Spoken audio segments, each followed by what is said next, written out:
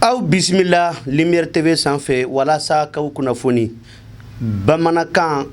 ka ni jɛ min dan bɛɛ lajɛlen bɛ ɲɔgɔn faamu o la k'aw ka kunnafoni walawala aw ye min bɛ se ka to faamuyali ɲuman a bɛ sɔrɔ a la Cɛdo Dawu tigɛ bɛ caméra la Mursala Touré kumabara bɛ n bolo min bɛ se ka to aw bɛ faamuyali ɲuman sɔrɔ ka bɔ studio Madame Touré Khadijatou Touré o tɔgɔ la studio kɔnɔna Kalabankura groupe Lumière o jabalaba la bi an bɛ to an ka jamana in kɔnɔ n'o ye fasoba Maliba ye n'i y'a ta k'a lajɛ an ka maa minnu bɛ wele ko CNTMAW précisément a bɛ fɔ min ma ko organe législatif de la transition n'o de ye malidenw minnu sigilen don bi bi in na sa Assemblée nationale o nɔrɔ bila kan o kɔni ye papier dɔ ta ka u bolonɔ bila o la n'a bɛ fɔ a ma ko ka voter k'a di jamana ma ko ka kɛ sariya bolo dɔ ye n'i y'a ko ta k'a lajɛ o fɛn o papier ninnu kɔni a bɛ fɔ fɛn min ma ko suspension de la cour d'assises ani la mise en place d'un collège de juges et de liberté et de détention en charge des mandats de dépôt entre autres ni ye nin bɛɛ lajɛlen ta k'a lajɛ ninnu bɛɛ lajɛlen b'a kɔnɔ précisément fɛn min ye cour d'assises ye o ko kɔni ko o ma ban nin papier in kɔnɔ wa a bɛ fɔ min fana ma ko collège min bɛ sigi ko juge de bɛ ɲɔgɔn sɔrɔ a kɔnɔna bɛ se ka to u b'u ka hakilinaw fara ɲɔgɔn kan ka baara kɛ na ko o fana ma ban nin kɔnɔ fo ka taa fara a bɛ fɔ min ma ko détention et en charge des mandats de dépôt dɔwɛrɛ tɛ koyi waati dɔ kɛra ni an ka juge n'u y'u wele généralement u ka teli k'i bila mandat de dépôt la mandat de dépôt kun tɛ fila ye kelen pewu de don min bɛ se ka to maa min concerné don a kana n'a boli ka dogo ou bien a kana n'a ɲagami don juge ka laɲini ko la n'a bɛ fɔ o ma ko enquête ni sɛgɛsɛgɛli min bɛ se ka to olu bɛ se ka kunnafoni jɛlen sɔrɔ u ka papier ko la n'a bɛ fɔ o ma ko dossier o de kama sa nin kɔni Mali denw minnu sigilen don sariya ko taali ko la n'a bɛ fɔ o ma ko organe législatif olu kɔni ye u bolonɔ bila kɛ nin ko in na k'a jira k'a fɔ ko nin kɔni k'u ka bɔ yen pewu ko u ka bɔ Mali sariya ko la n'an bɔra yen an bɛ to an ka jamana in kɔnɔ a bɛ fɔ min ma ko route numéro 27 précisément sira min bɛ bɔ Bamako ka taa Kulukɔrɔ ko wulikajɔ ni baaraw kɔni ma daminɛ depuis le 16 juillet wa n'i y'a ta k'a lajɛ o baara ninnu kɔni u n'u donna maa min fɛ sa o de y'an ka jamana ɲɛmaa n'a bɛ fɔ a ma ko le général de corps d'armée Assimi Goïta ale kɔni ye nin baara ninnu don depuis le 16 juillet 2024 mais baara in kɔni a bɛ ka kɛ sisan sira min fɛ o de ye ka bɔ Bamako ka taa Sotiba fanfɛla la n'i y'a ta k'a lajɛ a bɛ fɔ fɛn minnu ma ko kiosque a n'a bɛ fɔ fɛn minnu ma n'o ye an ka fini feere yɔrɔw ni an ka kafe feere yɔrɔw ni an ka feerekɛ yɔrɔw fo ka taa fara station service kan n'o ye an bɛ sansi ta yɔrɔ min na ninnu bɛɛ lajɛlen bɛ ka wuli ka bɔ u sigiyɔrɔ la min bɛ se ka to sira kɔni a jɛlen bɛ se ka di farafindenw précisément malidenw ma ka bɔ Bamako ka taa Kulukɔrɔ fan fɛ wa wulikajɔ ni baara in kɔni o bɛ sen na depuis a waati fo ka na bila sisan na i bɛna ye k'a fɔ ko misiri caman bɛ olu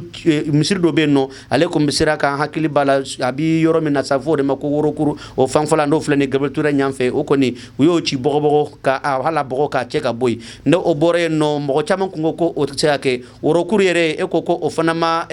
cɛ ka bɔ nin yɔrɔ in na wa o fana kɔfɛ station service caman bɛ yen caman kun bɛ k'a fɔ ko ninnu kɔni se ka wuli mɛ o caman kɔni wulila ka bɔ u sigiyɔrɔ la n'i y'a ta k'a lajɛ baara in kɔni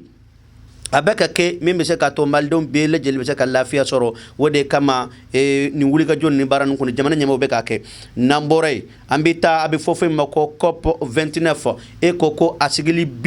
a sigili 29 na ko o ma kɛ wa a kɛra dugu min na sa u f'a ma ko Azerbaïdjan u ka duguba min bɛ wele ko Baku a kɔni bɛ ka kɛ yen nɔ de a baara kɔni daminɛ na kunu tɛnɛ tubabukalo tile 11 novembre kalo san 2024 baara ninnu kɔni u bɛ kɛ kun tɛ fila ye koyi kelen pewu min bɛ se ka to waati yɛlɛma kɔlɔlɔ jugu minnu bɛ ka don adamadenya ko min bɛ ka gɛlɛyaw lase maaw ma Mali kɔnɔ yan an bɛɛ lajɛlen ye gɛlɛya dɔ sɔrɔ a la hali an yɛrɛ ka téléphone bɛɛ lajɛlen taara a ji woyo fɛ nin ko in na o de la i bɛna ye k'a fɔ ko wulikajɔ ni baaraw bɛɛ bɛ ka kɛ min bɛ se ka to diɲɛ kɔnɔmɔgɔw bɛɛ lajɛlen bɛ se k'u ta da a kuma na a bɛ fɔ minnu ma ko société civile a bɛ fɔ minnu ma ko gouvernement a bɛ fɔ minnu fana ma ko olu siyɛn ta a si la ninnu bɛɛ lajɛlen welela a kɛnɛ kan fo ka taa fara a bɛ fɔ min ma ko waritigiw n'a bɛ fɔ ma ko propriétaire des entreprises les entrepreneurs ninnu bɛɛ lajɛlen welela kɛnɛ kan bɛ se ka to u bɛ wulikajɔ ani hakilina sigi ko o se diɲɛ ma min bɛ se ka to lafiya a bɛ sɔrɔ mɔgɔw sigiyɔrɔ la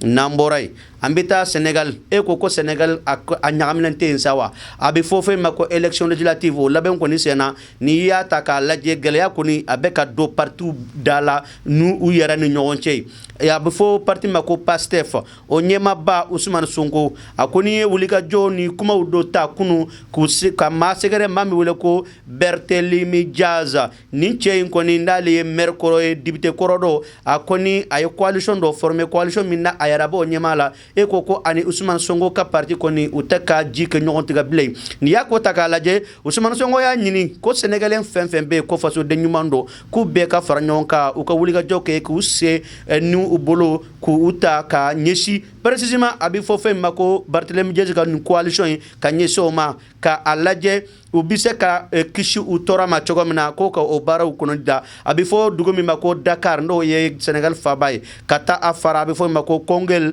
ani Saint-Louis fo ka tabla Louga ani Mbacké ni mbe la jeli dugumu ni Pastef ko ninga mo atakelembe no Ousmane Sonko ko ni ya jira ka fo ko le plenty minda adona halisisa uluma jabi foy soro plenty doni ko fe wa aya jira ka fo ko prevu bulu prevu mun ma jira ulula ka fo ko cher la galeya ni toroka kera nyesi uluma ni dugu dama do en kono ni ataka laje Ousmane Sonko ko mawo mabbe ko galeya de seri manin ko ina ki Pastef de ou bien ki Sénégalais doye ko fen fenye ta sarajuri ko fana kanga ke kase hakela hakemi no okera chene kanyesi otiguma wa konna la sona makulu buka bara ko ni ke akechogola foka tafo domina ulu ka lanyini ko ni ko osorola ni na mboray Barthélémy Diaz ayara fana ye jabili ke kanyesu Ousmane Sonko ma Sénégal ka ofeano ayami fo ako ko dondo la nala sona ma ne bi ke Sénégal nyamay wanana kera Sénégal nyamay ika ko nabo nyanabo abi fo mima ko nyeko nyanaboli ndi ataka laje tubabu kan ndi ataka laje ko un jour je serai au pouvoir et on te réglera ton compte dorete o ekoy ko nala sona ma dondo la ko mana ke nyamay ko anga bore min jigika anno o jigika nala ga je waya jira ka fo ko Ousmane Sonko ko nala sona ma ya kalituguni ko nala sona ma kulu kanga bore min jigaka dom nala be ke nyamay ko o bone ko ni ka bi jigaka ko ni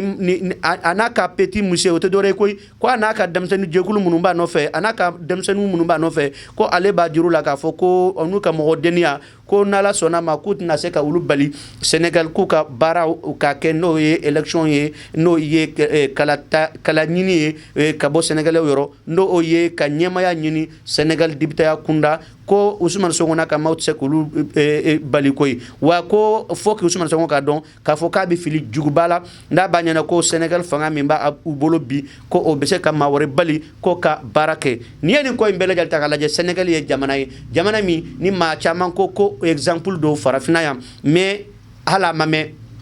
wakili bala watimino Ousmane Sonko remena ka do kasola Macky Sall fe tiens la galea bakera assemblée kono hali dibto ñogon bugo ka ñogon gala kari do yere ñogon ñoy funu yenno do ye ñogon bana yenno hali muso do kumbe no akun ko ni akun la jolendo ay galea basoro ni koina Sénégal Assemblée nationale konana ni yakota ka laje ni galea min fulani ka do parti fly ni ñonche ou be coalition ya ani ni parti ni ñonche do Ousmane Sonko ka parti abike abise ke gala jugu baye election watula surtout election ya don wode kama jinya bebe ka anyini ko ka wulga joke ka hakili sigi ka kumata kanyesi numa madobe ko Amadou Ba ale ko ni be Ousmane Sonko ka parti la ale ko uka sabali uka utiga da udisiga uka utiga du dusiga uka sabali uka bara uka ñogon fe bara bisa ka ñogomna ko o bara non ko ka ke niyata ka laje Ousmane Sonko koni anaka chedon uya fo ko Bassirou Diakhar Diomaye Faye ku bi fere besige sem sagato majorité minna abeka nyini Sénégalais uyro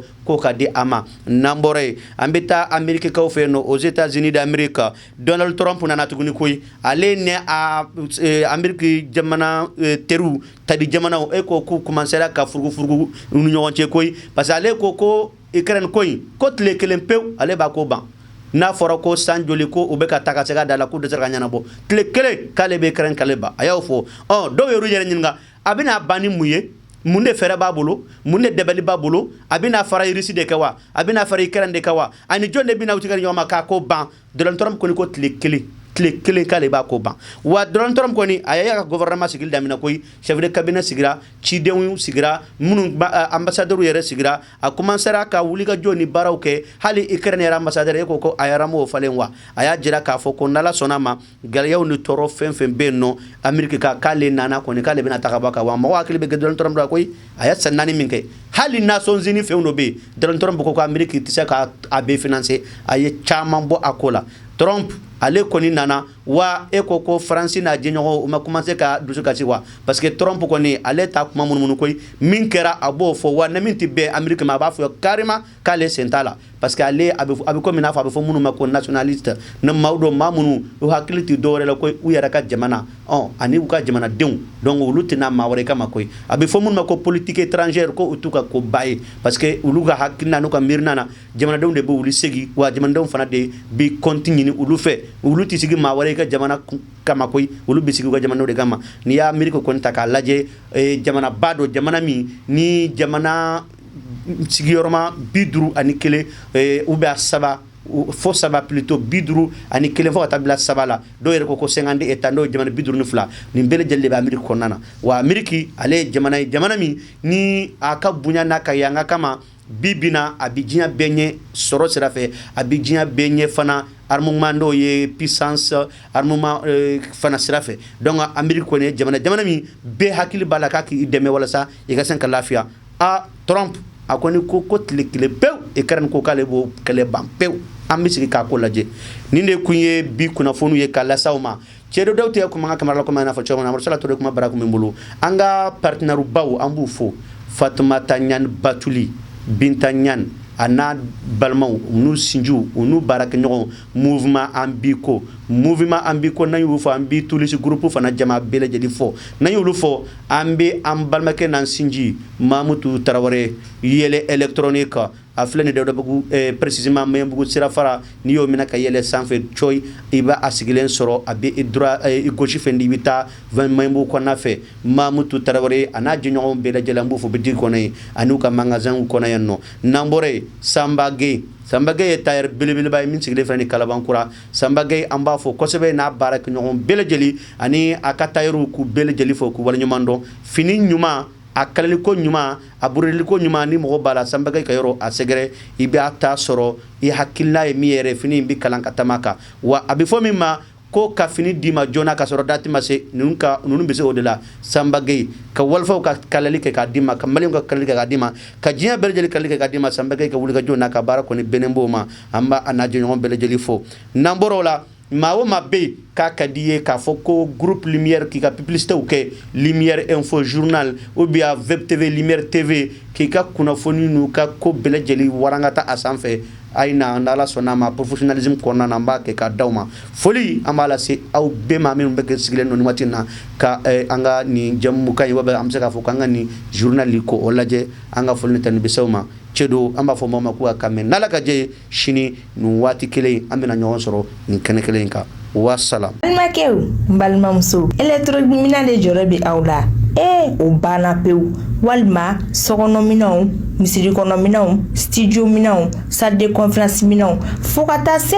bafuluminɛnw ma mɔgɔ kelen pe sɔrɔ yɔrɔ kelen pe hatɛ fune dumasi Cheikh Mamutu Tarawele yɛlɛ électronique a filɛ nin n'i bɔra Mayembugu sirafara la k'i bi yɛlɛ ka taa centre meublé fan fɛ yanni ka fara juste i bi i côté gauche lajɛ yɛlɛ électronique Cheikh Mamutu Tarawele i b'a sɔrɔ yen nɔ i mɔgɔ mana se minɛn o minɛn ma a minɛn bɛɛ lajɛlen bɛ yen i n'a fɔ baffle guitare lampadaire chaise micro piano b'o la batterie ampli microphone fo ka taa se lumière ma maa o maa bɛ yen k'i b'a fɛ ka galon bɔnda o tuma na sa boli biribiri i ka taa se yɛlɛ électronique Cheikh Mamutu Tarawele ka yɔrɔ la n'i ye ɲɔgɔnmɛ bila cɛncɛnkulu sanfɛ tɛgɛ t'a yira tuguni dɛ o ye cɛ funɛ dimanche o tuma na sa an bɛɛ lajɛlen ka wuli ka jɔ kɛ an ka Mamutu Tarawele ka yɔrɔ sɛgɛrɛ yɛlɛ électronique hatɛ